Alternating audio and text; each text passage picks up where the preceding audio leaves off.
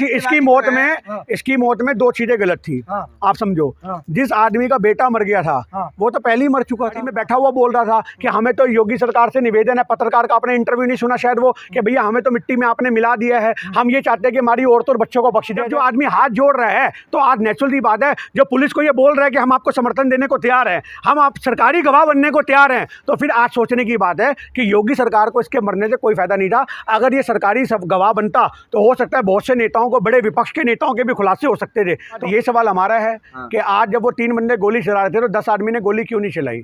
Police वालों को तमंचे पकड़ने नहीं आते या गोली चलाने नहीं आती या बंदूक में गोली नहीं थी? सवाल ये होना चाहिए। अब आपने बेहतरीन सवाल करा, तो सवाल अगर आप ये कर रहे हो तो इस सरकार के खिलाफ आप मोर्चा खोलो, आप पूछो। और आज पुलिस वालों को सुना बर्खास्त कर दिया गया, पुलिस वाले के अपराधियों से मिले हुए थे या नहीं मिले हुए थे, ये फैसलों पे तहकीकात होनी चाहिए। आप उस चीज का बात करो ना कि भैया पुलिस वालों को आज सस्पेंड किया गया, उनके ऊपर तहकीकात होनी चाहिए, एक स्पेशल टीम बनाई जानी चाहिए और जांच होनी चाहिए कि वो पुलिस वालों ने गोली क्यों नहीं चलाई, ये सवाल होना चाहिए बस। क्या लगता है कि प्रज्ञा ठाकुर को ही मार देना चाहिए? योगी आदित्यनाथ पे बहुत सारे केस थे, उनको ही मार देना चाहिए? अमित शाह को तड़ीपार आ गया तो उनको ही मार देना चाहिए था? मैं एक छोटी सी बात जानता हूं कि आज हमारे देश के अंदर जो क्रिमिनल है, अगर आज वो समाज के लिए खतरा है, तो आज समाज के अंदर अगर वो खतरा पैदा कर रहे हैं तो ये प्रशासन को देखना है कि उनको ठोकना है, संविधान के हिसाब से रोकना है। आज हमारे देश का संविधान, आप ये बात कर रहे हो, हमारे देश में छोटी 5 साल की बलात्कार बच्ची जब की जाती है, आप समझना इस बात को, छोटी सी बच्ची के टुकड़े टुकड़े कर दिए जाते हैं, तब भी ह्यूमन राइट आगे तांडव करता है, दूसरे आदमी को मत मारो। जबकि एक आम आदमी की अंतरात्मा ये होती है कि साले की आंखें निकाल दूंगा, साले के प्राइवेट पार्ट काट दूंगा। पूरा हिंदुस्तान इस चीज का समर्थन करेगा। सिर्फ ये ह्यूमन राइट्स वाले निकल के आते हैं, अरे नहीं मारना नहीं है, वो एक इंसान था, उससे गलती हो गई, उसको बचाते हैं। आप समझो, अरे यार अपराधी के अपराध का लेवल भी तो देखो। आप अपराध के लेवल को नहीं देखोगे, किस लेवल का अपराध है। आप अपराध, मेरी बात सुन लो, अगर आपने चोरी करी है और उसके बाद आपको सताया जा रहा है, डंडे से लाल किया जा रहा है, तो मैं जाके पुलिस वाले का डंडा पकड़ने की हिमाकत करूंगा कि भैया एक चोरी करी है, रोटी चुराई है, उसको भूख लगी होगी, आप उसको पहले सुन लो मेरी बात, आप उसको क्यों मार रहे हो? पर अगर एक आदमी किसी का गुर्दा काट देगा, कलेजा बाहर निकाल देगा, उसका आप समर्थन करोगे, तो हम उसका समर्थन नहीं करते। तो मतलब राम राज्य है इसलिए हत्या हो रही है? यही राम राज्य होने या रावण राज्य से मतलब नहीं है। आज उत्तर प्रदेश की हर गली के अंदर ऐसे जो अपराधी पनप रहे हैं, सबका इनकाउंटर होना चाहिए। अगर आपसे वो काबू नहीं हो रहे, इनकाउंटर कब होता है? आज जो आदमी जेल में बैठ के, मेरी बात सुन लो, आज जो आदमी जेल में बैठ करके, आप सुन लो मेरी बात, आज जो आदमी जेल में बैठ के अपना साम्राज्य चलाते हैं, 40-40 साल तक लोगों को प्रताड़ित करते हैं, तब आप लोग क्यों नहीं बोलते राम राज्य था, रावण राज्य था? अच्छा, ये 3 के साथ क्या हो सकता है? आपको लग रहा है कि 3 के साथ होगा?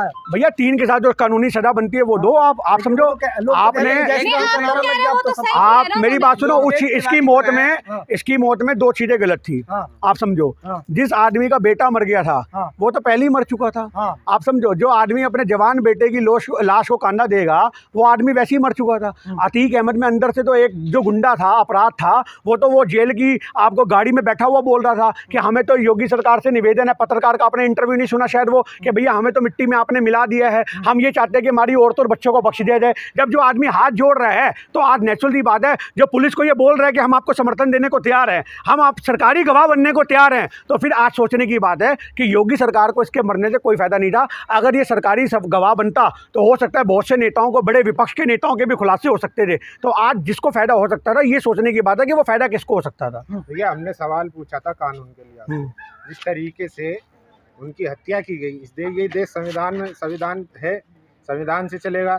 अगर ऐसे चौक चौराहे पर कोई भी हो, कितना भी हार्ड क्रिमिनल हो, संविधान कहता है जब तक वो प्रूफ ना हो जाए उसको नहीं मार सकते, गिल्टी नहीं है। ये संविधान कहता है, मैं नहीं कहता हूँ ना, मैं उसको सपोर्ट करता हूँ। आज हिंदुस्तान के संविधान के हिसाब से ही दाऊद इब्राहिम बाहर है। आप समझना इस बात को, जिसने पूरी मुंबई दहला दी ना। आप समझो, आप संविधान और कानून की बात कर रहे हो। महाभारत में, मेरी बात सुन लो, महाभारत में मेरी बात सुन लो, आज संविधान से खेला जा रहा है भैया। गलत क्या है? संविधान का पालन कौन कर रहा है? आज देश के वकील, बड़े से बड़े जानी माने वकील, आप मर्डर कर दो, आपको बोलेंगे ला 10 लाख रुपए दे, तेरा बाल भी बाका नहीं होगा, दाढ़ी का बाल नहीं खींचा जाएगा। आप क्या बात कर रहे हो? आज संविधान को लोग पैसे के ताक पे कानूनों को खरीद के जेब में रख के घूम रहे हैं। संविधान की अवहेलना तो आज संविधान के रक्षक बन के बैठे हैं जो वही कर रहे हैं। आज बड़े से बड़ा वकील जो है वो रेप केस को दिखा देता कि औरत बच्चलन थी। आप क्या बात कर रहे हो भैया? संविधान के हिसाब से हमारे देश के अंदर तो आज संविधान ने ही हमारे देश के लोगों को कानून से खेलना सिखाया है। कानून से खेलने वाले लोग आज गलत है, संविधान गलत नहीं है। तो आज मेरी बात सुन लो, लोग हैं जो बेगुनाह थे, जेलों में बंद थे, वो बरी हुए। हाँ तो उनकी पैरवी करो ना। अतीक अहमद का उससे क्या ताल्लुक हो गया? अतीक अहमद का उससे क्या ताल्लुक हो गया? नाम आता है जिस तरह का, वो बजरंग दल से ही क्यों होता है? मस्जिद में झंडा भगवा लहराना हो वो बजरंग दल से, अभी हरियाणा में हुआ था वो बजरंग दल से, ये जो तीनों है तीनों बजरंग दल तो से। बैन करो संगठन को, मुहिम निकालो, आप चाहते सड़कों पे निकलो। हम तो चाहते हैं बिल्कुल बैन होने चाहिए। मैं तो ये चाहता हूँ चाहे मुस्लिम संगठन हो या हिंदू संगठन हो, जो देश के अंदर आतंकवाद मचा रहे हैं, जो देश के अंदर लोगों को मारने काटने के बढ़ावा दे रहे हैं, जो देश में दंगे भड़का रहे हैं, ऐसे हर संगठन पे कानूनी रोक लगनी चाहिए। इनको बंद कर देना चाहिए, चाहे वो मुसलमानों के संगठन हो या वो हिंदुओं के संगठन हो। ठीक है।